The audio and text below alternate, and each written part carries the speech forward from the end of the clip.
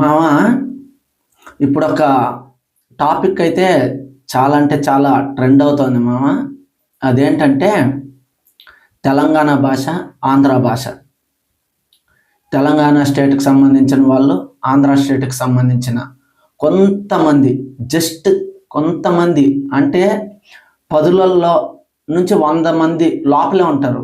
మహా అయితే ఇంక 10,000 మంది వేసుకున్నామా.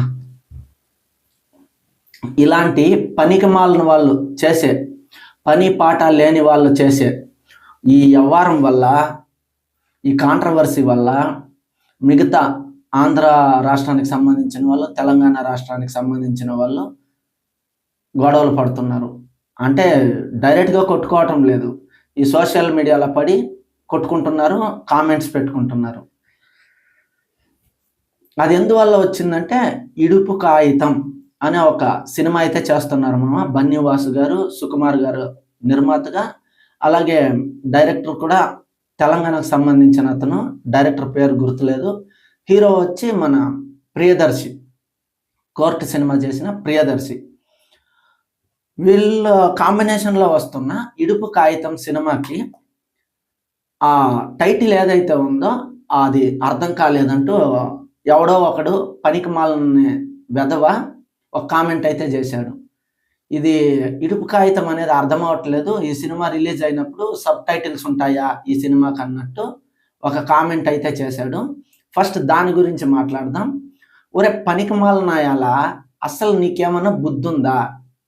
ఇంతకు ముందు తెలంగాణ లాంగ్వేజ్తో వచ్చింది ఇదొక్కటే సినిమానా? ఇంతకు ముందు సినిమాలు రాలేదా? లేదా ఇదే ఫస్ట్ సినిమా అయితే ఓకే, ఎక్కడో భాష అర్థం కాదో ఏమో అనేసి ఒక కామెంట్ వేసిండు అనుకోవచ్చు. ఈ వారంతా ట్విట్టర్లో జరుగుతుంది మామ. ఆ టిక్ టాక్ పోయింది చెత్త. ఇప్పుడు నెక్స్ట్ ట్విట్టర్. కొంతమంది ఫ్యాన్ వార్స్ చేసుకుంటారు, భాష వార్స్ చేసుకుంటారు. అది ఏం చేస్తారో వాళ్ళకైనా అర్థమవుతుందో లేదో తెలియట్లేదు. తెలుగులో ఇంతకుముందు ఎన్ని సినిమాలు వచ్చాయి? పుష్ప పక్కా చిత్తూరు యాసతో వచ్చిన సినిమా. తెలంగాణలో ఆడలేదా? పెద్దగా సక్సెస్ అవ్వలేదా? చిత్తూరు యాస తెలంగాణలో హిట్ అయిందా లేదా? అందరికీ సినిమా నచ్చిందా లేదా? నచ్చకుంటే 1800 కోట్లు ఎలా కలెక్ట్ చేస్తుంది?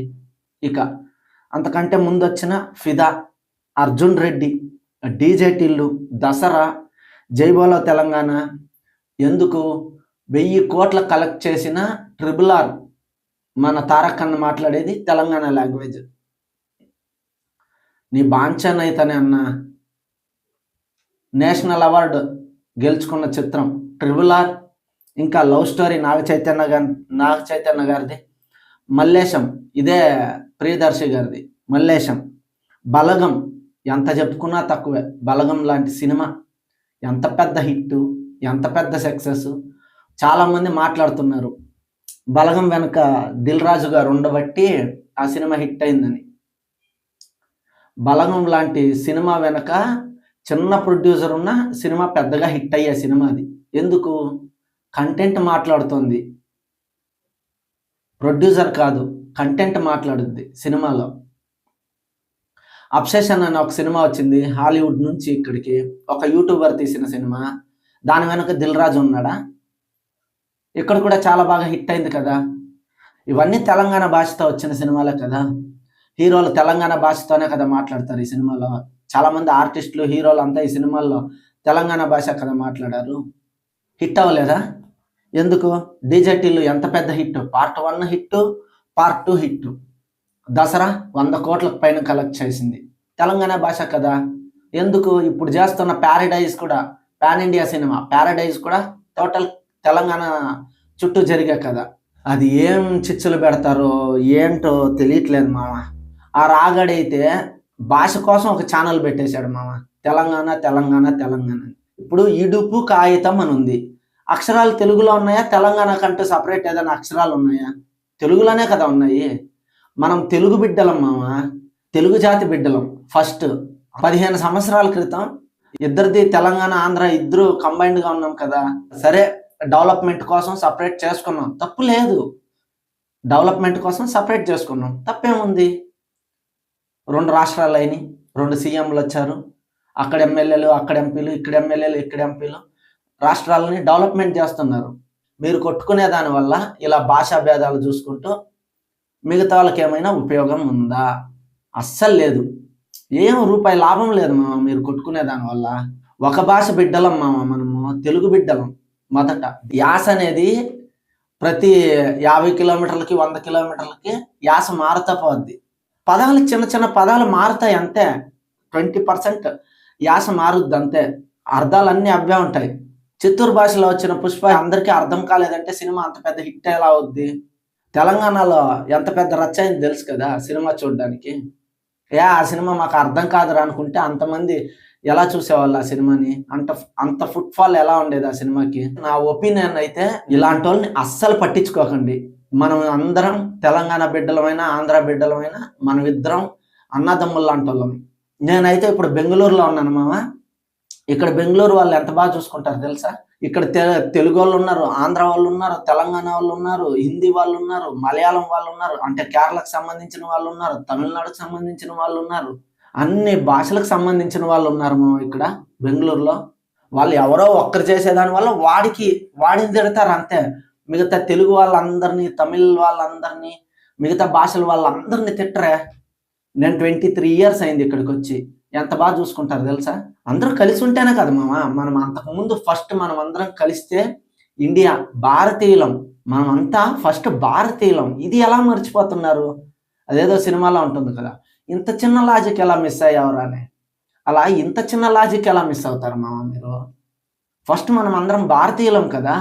ఇక చూస్తే మీరు ఇలా కొట్టుకునేది చూస్తే ప్రతి స్టేట్కి వీసాలు, పాస్పోర్ట్లు ఉండాలి అని ఎలా చెప్తున్నారు కదా మామ. భాషల కోసం కొట్టుకోవడం ఏంది మామ? అంతా కలిసికట్టుగా ఉండకుండా, ఐకమత్యంగా ఉండకుండా. అక్కడ చూస్తే దేశాలు కొట్టుకుంటున్నాయి. ఇండియా లోపలే రాష్ట్రాలు కొట్టుకుంటున్నాయి. మరీ దారుణంగా తయారవుతున్నారు మామ చాలామంది. ఇడుపు కాగితం అంటే విడిపోయే కాగితం. భార్యాభర్తలకి మనస్పర్ధలు వచ్చి విడిపోవాలనుకుంటే కొంతమంది కోర్టుకి వెళ్తారు, అక్కడ విడాకులు తీసుకుంటారు, డివోర్స్ తీసుకుంటారు. కొంతమంది పెద్ద మనుషుల సమక్షంలో కూర్చుని ఇడుపు కాగితం అంటే విడిపోయే కాగితం అని దాంట్లో కొన్ని రాస్తారు డీటెయిల్గా. ఏది ఇవ్వాలి అమ్మాయికని, ఏది అబ్బాయికి ఇచ్చేయాలని కొన్ని డీటెయిల్స్ దాంట్లో రాస్తారు. దానికి కొంతమంది సాక్షి సంతకాలు చేస్తారు. దాన్ని ఇడుపు కాగితం అంటారు. కాగితం అనేది కూడా అర్థం కాలేదంటే గీ తీసేసి ఈ పెట్టారు అంతే కదా. కాగితం అంటే అంతకు మించేముంది? చేతిలో ఉన్న ఫోన్లో, స్మార్ట్ ఫోన్లో గూగుల్లో టైప్ చేసినా వచ్చేస్తుంది కదా మామ. ఇంత చిన్న లాజిక్స్ కోసం గొడవ పెట్టుకోవడం ఏంటి? అస్సలు కరెక్ట్ కాదు మామ ఇది. దేశంలో చాలా సమస్యలు ఉన్నాయి, వాటి కోసం పోరాడరు, వాటి కోసం మాట్లాడే వాళ్ళు ఉండరు. ఇప్పుడు మేము కూడా బెంగళూరులో ఉన్నాం మామ. వీళ్ళు వచ్చి తెలంగాణ వాళ్ళు తెలంగాణకి వెళ్ళిపోండి, ఆంధ్ర వాళ్ళు ఆంధ్రాకి వెళ్ళిపోండి, ఈ బెంగాలీ వాళ్ళు కలకత్తా వాళ్ళు అక్కడికి వెళ్ళిపోండి, కేరళకు సంబంధించిన వాళ్ళు అక్కడికి వెళ్ళిపోయి అంటే బాధ అవుద్ది. కానీ అనకూడదు కదా. అలా అనడం కూడా కొంతమంది అందరూ అంటారు కదా.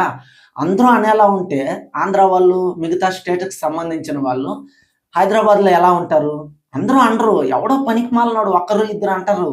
ఆ ఒకరు ఇద్దరు మాటల్ని పట్టించుకొని ఈ పుడింగిలాగా మన మహిధరు పెద్ద లెంత్ వీడియో చేసేసాడు. మా ఆంధ్ర వాళ్ళ ఆస్తులన్నీ తెలంగాణలో ఉన్నాయి, అమ్మేస్తే మీరు అంత డబ్బులు ఇవ్వగలరా అని. ఎంత పనికి మాలిన ఆర్గ్యుమెంట్ చెప్పండి అది. చాలా అంటే చాలా వరస్ట్గా అనిపించింది నాకు. ఇంత దారుణంగా మాట్లాడుతున్నాడు అంటారు నాయన అని. వాడు ఉన్నది హైదరాబాద్లోనే ఉంటూ మళ్ళీ తెలంగాణ భాషనే అంత తక్కువ చేసి మాట్లాడతాడు వాడు. వాడికి బుద్ధి లేదు. ఓకే, వాడికంటే బాగా ఎడ్యుకేటెడ్ కదా, వెల్ ఎడ్యుకేటెడ్ రాగడి. మరి భాష కోసమే మాట్లాడుకోవడం ఏందో మామ. ఆ మనిషి అయితే ఇంకా దారుణం. సమస్యలు ఎన్ని ఉన్నాయి చెప్పండి మాట్లాడడానికి. ఏదో జరిగిపోయింది. అప్పుడు ఉన్న వాళ్ళని ఎవరిని ప్రశ్నించగలం? మన జనరేషన్లు అయినా, నెక్స్ట్ జనరేషన్స్ అయినా ఈ భాషల మీద, యాసల మీద రుద్దడం ఎంతవరకు కరెక్ట్? అది ఎవరో ఒకరు పెట్టారు మామ.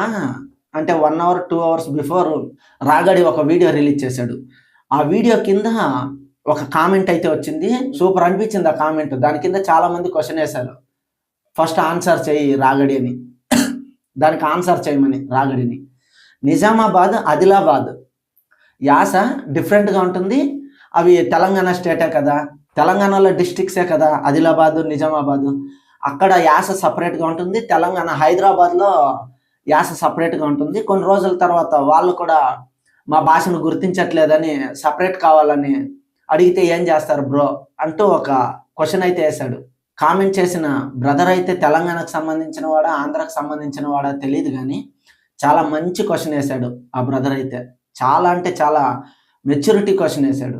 ఇక మేమంతా ఆంధ్రప్రదేశ్లో చిత్తూరు భాష ఒకలా ఉంటుంది, శ్రీకాకుళం భాష ఒకలా ఉంటుంది, విజయవాడ, విశాఖపట్నం వీటి భాషలన్నీ సపరేట్గానే ఉంటాయి. అంటే ఈ యాసలన్నీ సపరేట్గా ఉంటాయి.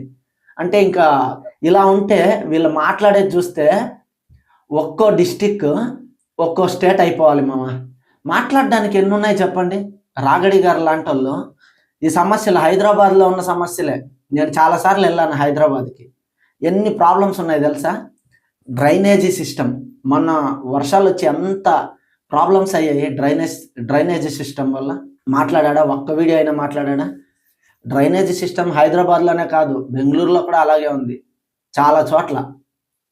మరి చెరువులు నిండుతాయి కదా హైదరాబాద్లో, అలా అయితే నిండవు, 1-2 చోట్ల నిండుతాయి. కానీ డ్రైనేజ్ సిస్టమ్ ఇక్కడ కూడా బాగలేదు, కానీ ఇప్పుడు బాగు చేస్తున్నారు, చాలా చోట్ల బాగు చేస్తున్నారు డ్రైనేజీ సిస్టమ్. ఇక రోడ్ల విషయానికి వస్తే ఎక్కడా బాగాలేవు, ఉండాల్సినంత బాగా రోడ్లు బాగలేవు. ట్రాఫిక్ రూల్స్, చాలామంది ట్రాఫిక్ రూల్సే పాటించరు. చాలా చోట్ల విరిగిపోతూ ఉండే చెట్లు ఉంటాయి, అంటే విరగడానికి రెడీగా ఉన్న, పడిపోవడానికి రెడీగా ఉన్న చెట్లు ఉంటాయి చాలా చోట్ల. వీటి గురించి మాట్లాడరు. కొత్త చెట్లు పెంచాలి కదా, ఆక్సిజన్ కావాలంటే ఇంటికి ఒక చెట్టు కావాలి, పెట్టడం లేదు. దాన్ని క్వశ్చన్ చేసేవాడు లేడు. పెద్ద యూట్యూబర్లు మళ్ళీ వీళ్ళు క్వశ్చన్ చేసేవన్నీ ఇలాంటి విడదీసేది, మనుషుల్ని బంధాలని విడదీసేది. ఆంధ్రాకు సంబంధించిన అమ్మాయిల్ని తెలంగాణలో ఇచ్చారా లేదా, తెలంగాణకు సంబంధించిన అమ్మాయిల్ని ఆంధ్రాలో ఇచ్చి పెళ్లి చేశారా లేదా. మా చుట్టాలు మీ స్టేట్లో ఉంటారు, మీ చుట్టాలు మా స్టేట్లో ఉంటారు మామ. మనం ఎందుకు కొట్టుకోవాలి మామ. ఏం ఉద్యోగం చేసుకుంటే ఏం పోద్ది. ఇప్పుడు ఆంధ్రాకు సంబంధించిన వాళ్ళు బెంగళూరులో, చెన్నైలో, ముంబైలో ఇక్కడ ఎవరు లేరా, ఉద్యోగాలు చేసుకోవట్లేదా. తప్పేముంది, కలిసికట్టుగా ఉందాం మామ. మనం అంతా ఇండియా భారతీయులం, దాని తర్వాతే రాష్ట్రానికి సంబంధించిన వాళ్ళం. ఫస్ట్ మనం అందరం ఇండియన్స్ అనే మాట చాలా మంది మర్చిపోతున్నారు మామ. మనం ఇండియన్స్ అని ఎప్పుడు గుర్తుకొస్తుందంటే ఇండియా పాకిస్తాన్ మ్యాచ్ జరిగినప్పుడు, ఈ యుద్ధాలు వచ్చినప్పుడు, ఈ టైంలోనే మనకు ఇండియన్స్ అనేది గుర్తుకొస్తుంది. మిగతా టైమ్స్లో ఇండియన్స్ అనేది చాలా మంది మర్చిపోతున్నాం. మనం భారతీయులం, అది గుర్తుపెట్టుకోండి మామ. మరి చిన్న విషయాలకి ఎందుకు కొట్టుకోవాలి మామ మనము. ఎన్ని సమస్యలు ఉన్నాయి చెప్పండి. ఇంకా చూడండి, చాలా చోట్ల, చాలా పల్లెటూర్లలో కరెంట్లు ఉండవు, సరిగ్గా కరెంట్ ఉండదు, సరిగ్గా మంచినీళ్ళు ఉండదు, ఉద్యోగాలు ఉండదు. చదువుకున్న వాళ్ళకి 10,000 మందికి ఉద్యోగాలు ఉన్నాయంటే 10 లక్షల మంది అప్లై చేస్తున్నారు. అంత ఉద్యోగాల కరువు ఉంది. మనం డెవలప్మెంట్ అవ్వాలా లేదా, ఎంత డెవలప్మెంట్ అవ్వాలి, వీటి కోసం ఏదైనా క్వశ్చన్ చేయండి. ప్రభుత్వాన్ని అయితేనేమి, మన స్టేట్ గవర్నమెంట్ని అయితేనేమి, దీనికోసం క్వశ్చన్ చేయండి. అంతేగాని భాషలు, యాసల కోసం ఏంటి మామ.